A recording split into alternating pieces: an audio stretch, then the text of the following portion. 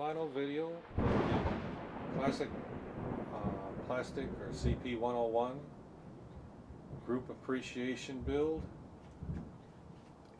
I chose the Forgotten Prisoner, A, because it's a figure model, and B, because that's something I don't normally do of this size.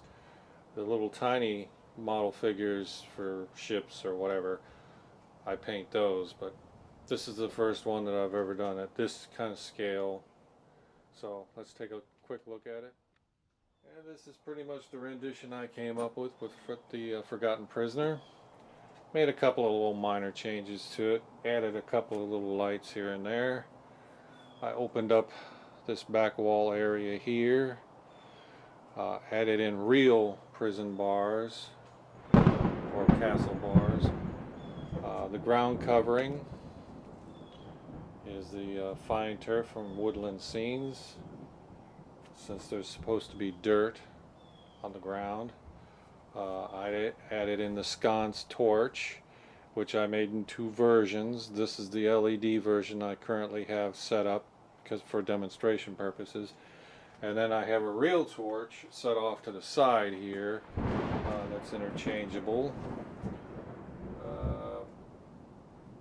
Light this sucker up.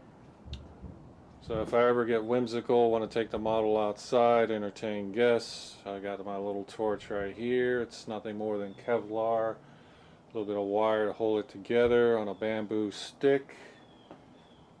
This Kevlar you can get from the torch wicks of tiki lights from your home center, and you just light it, and then you got a real torch. Now with the amount of fluid that's in here, this torch here will last probably about 5 minutes till the fuel burns out. So alright, so that's that. Let's light up the safe torch for the kids. And there's the safe torch. A little bit better look at the back room area.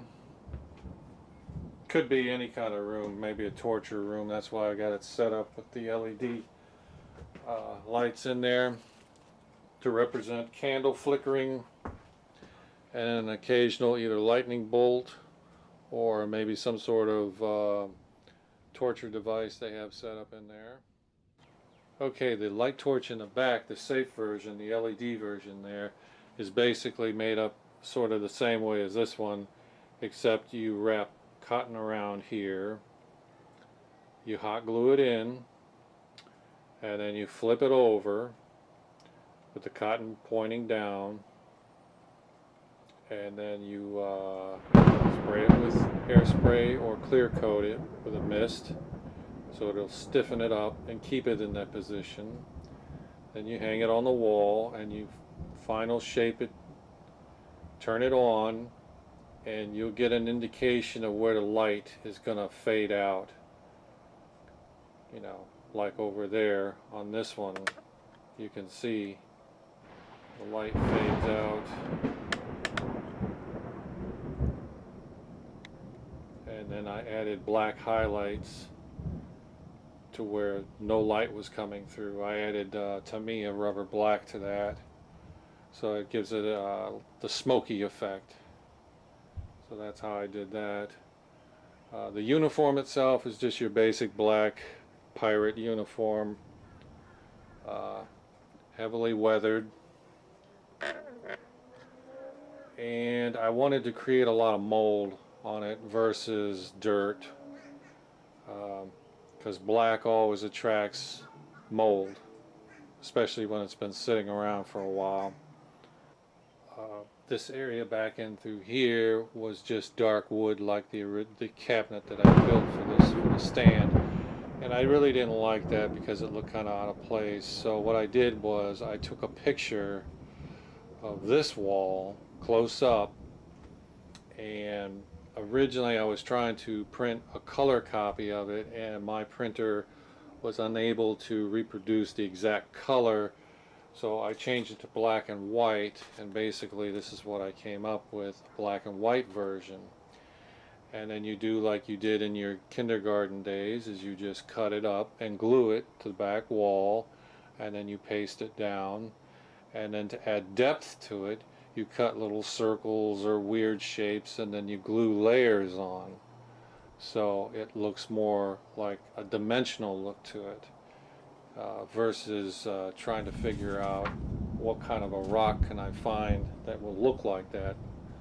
I wasn't going to waste my time doing all that. So this is pretty much a wrap of what I have.